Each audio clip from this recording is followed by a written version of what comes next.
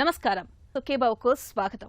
ఈ రోజు సుఖీబావులో చర్మంపై ఎండదాడి, కాఫీ టీలతో ఊబకాయం ముప్పు, పుచ్చకాయతో వేసవి ఇక్కట్లకు చెక్, సాఫ్ట్వేర్ జంటల్లో సంతానలేమి ఎందుకు ఎక్కువ, ఇంకా హెల్త్ టిప్స్.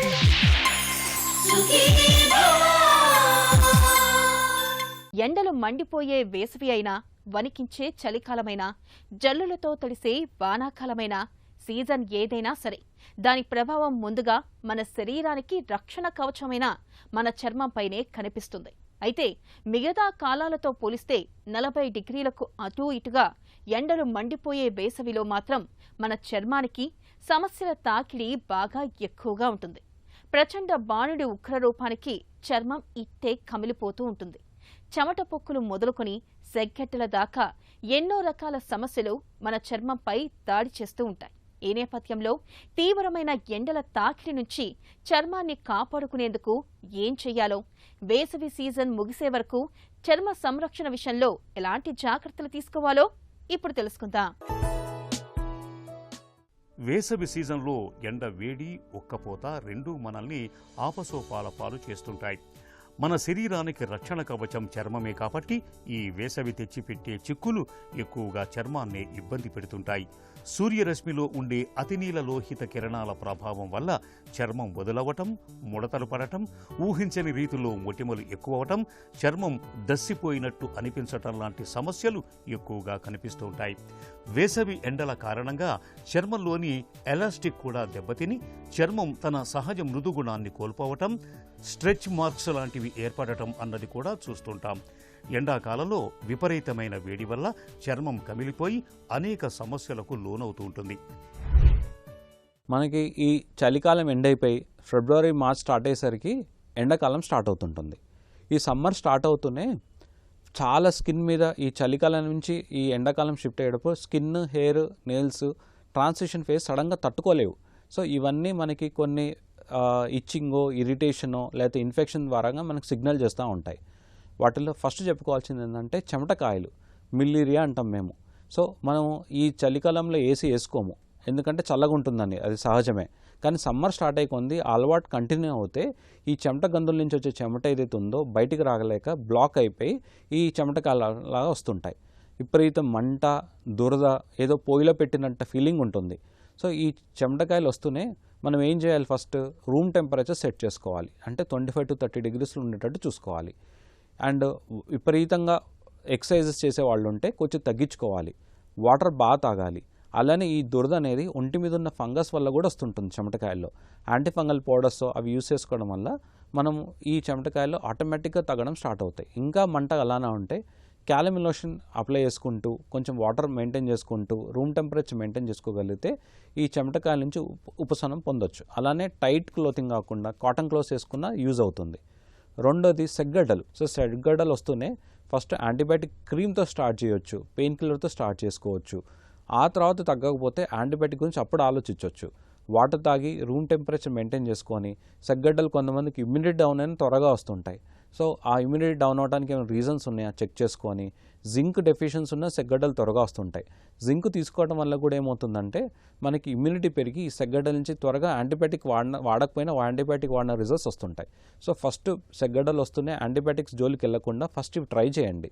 దాంతో తగ్గకపోతే అప్పుడు డాక్టర్ కన్సల్ట్ అయ్యి మీరు ప్రాపర్ యాంటీబయాటిక్స్ యూస్ చేసుకోవడం వల్ల ఇవి మనం ఫ్యూచర్ సేఫ్ ఉన్నట్టు అని చెప్పొచ్చు.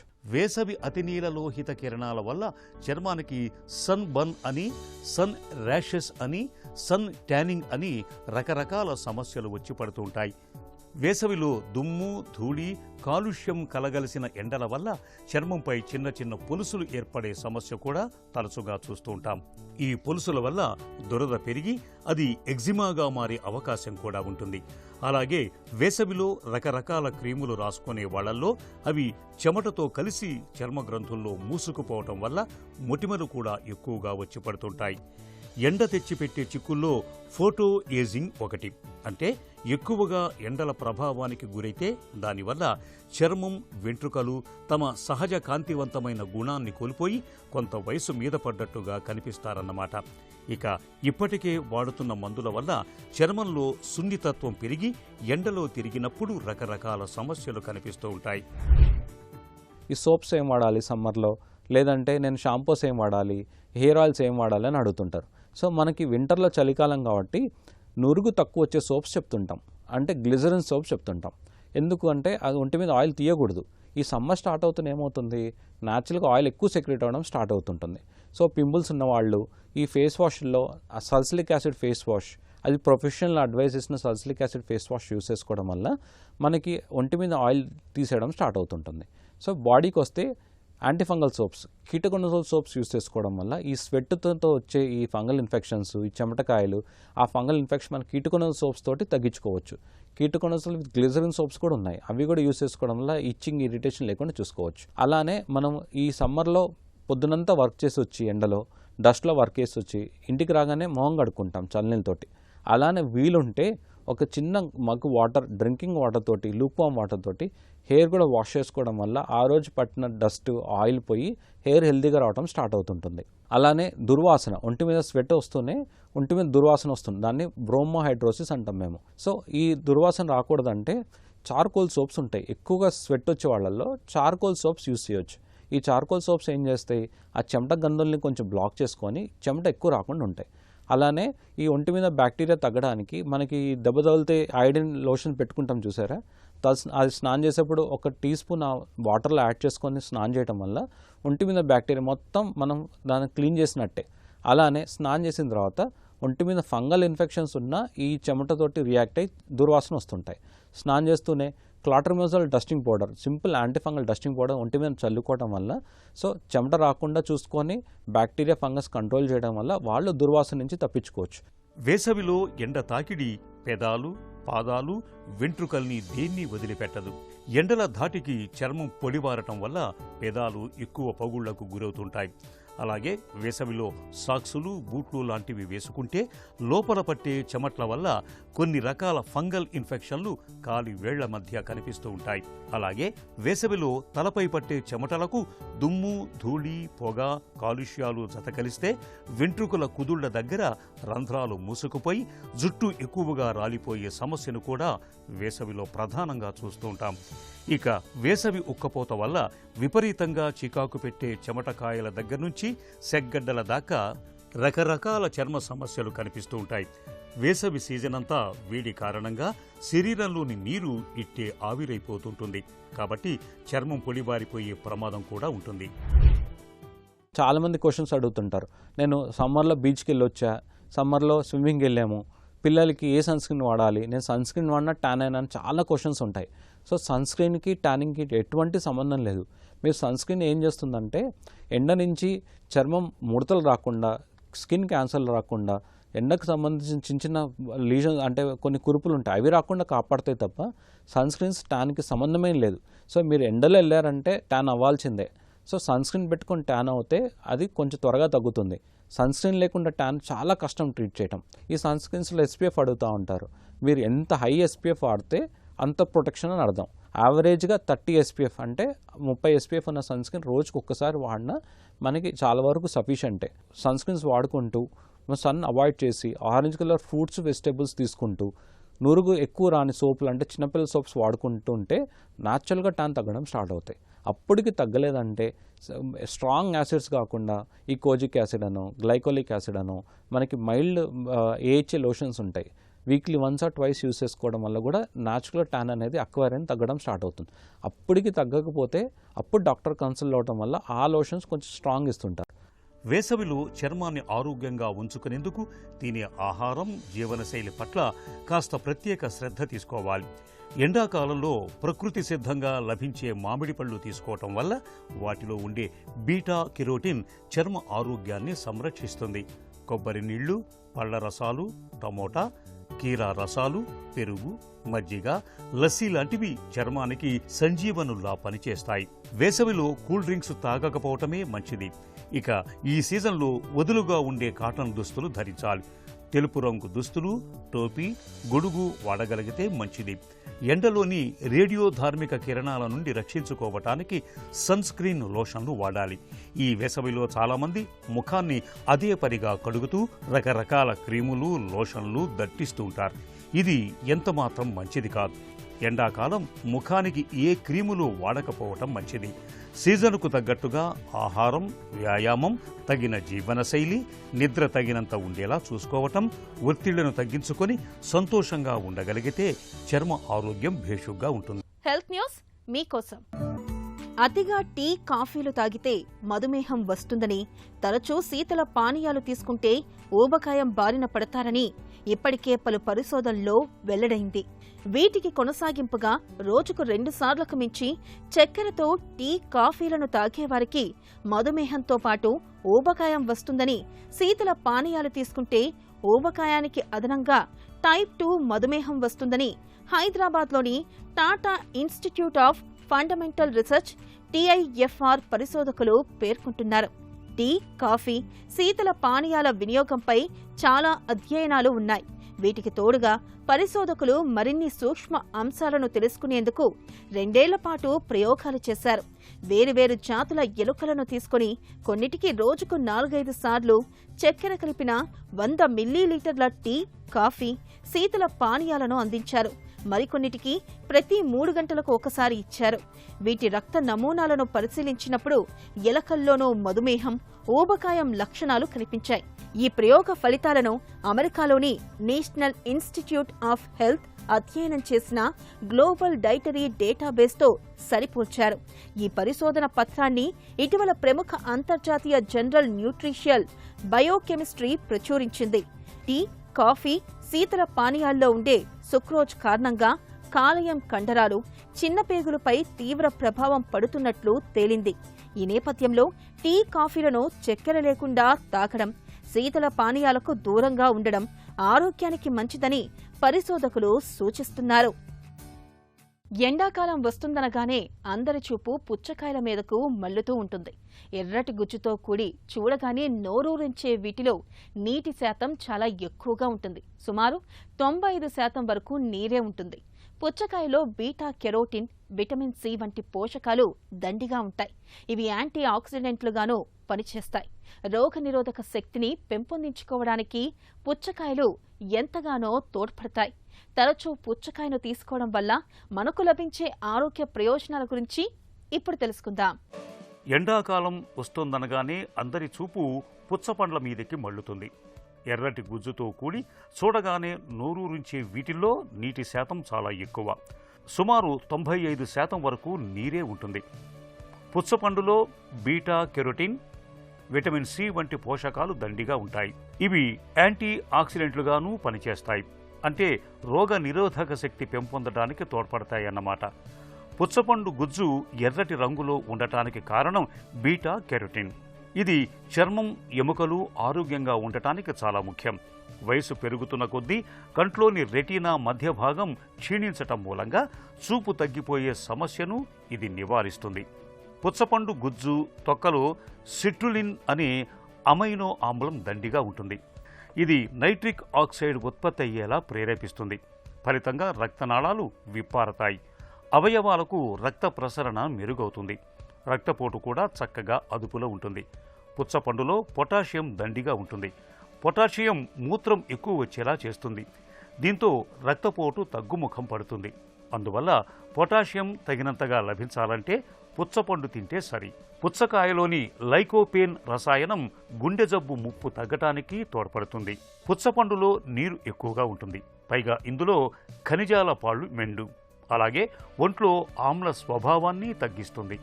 మూత్రం ఎక్కువగా వచ్చేలా చేస్తుంది. అందువల్ల ఒంట్లో పేరుకుపోయిన విషతుల్యాలు పోగొట్టుకోవాలని భావించే వారికి ఇది ఎంతగానో ఉపయోగపడుతుంది. పుచ్చపండు తేలికగా జీర్ణమవుతుంది. మంచి పిండి పదార్థాలు సైతం ఉండటం వల్ల తక్షణ శక్తినిస్తుంది. అందువల్ల నీరసం, నిస్సత్తువ వంటివి వెంటనే తగ్గుతాయి. మానసికంగానూ మంచి హుషారు, ఉత్సాహం చేకూరుతాయి. పుచ్చకాయ గింజల్లోని పలుకుల్లో ఉండే ఆరోగ్యకరమైన అసంతృప్త కొవ్వులు సైతం మేలు చేసేవే. వీటిలో పీచు కూడా ఎక్కువగానే ఉంటుంది. ఇవన్నీ గుండె ఆరోగ్యాన్ని ఇనుమడింపజేసేవే.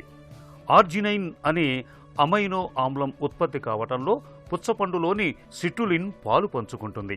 ఆర్జినైన్ రోగ నిరోధక వ్యవస్థను ఉత్తేజితం చేస్తుంది. అలాగే పుండ్లు త్వరగా మానటానికి దోహదం చేస్తుంది. మిగతా వారితో పోలిస్తే సాఫ్ట్వేర్ ఉద్యోగాలు చేస్తున్న దంపతుల్లో సంతానలేమి అనేది ఎక్కువగా ఉంటుందని ప్రపంచవ్యాప్తంగా జరిగిన పలు అధ్యయనాలు వెల్లడిస్తున్నాయి.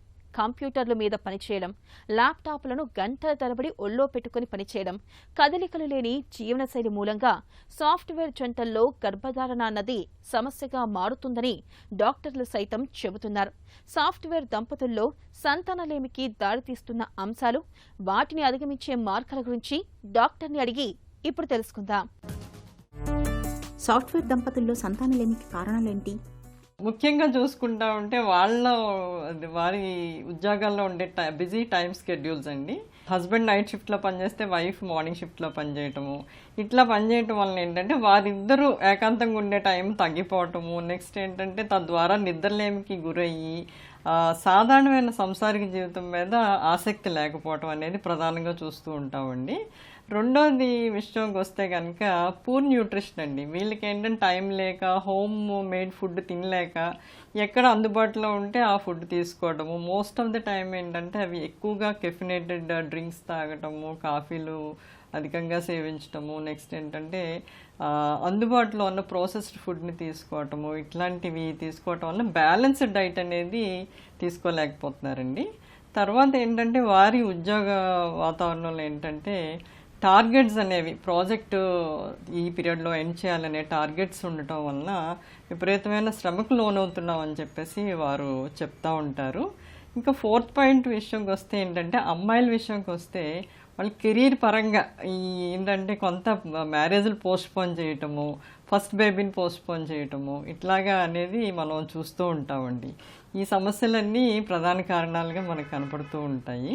ఫిజికల్గా వాళ్ళకి ఎటువంటి లోపాలు లేకపోయినా కూడా వాళ్ళు పనిచేసే వాతావరణం అంటే టైమింగ్ కానివ్వండి, పూర్ బ్యాలెన్స్డ్ డైట్ తీసుకోకపోవడం కానీ, నిద్రలేమి, అలాగే సెడెంటరీ లైఫ్ స్టైల్ అండి. ఎక్కువసేపు కంప్యూటర్ ముందు నుంచి కూర్చుని పనిచేయటం వల్ల వాళ్ళు ఏంటంటే కొంత ఈ సెడెంటరీ లైఫ్ వల్ల ఈ హార్మోన్ బ్యాలెన్స్ అనేది డిజరప్ట్ అవుతూ ఉంటుంది.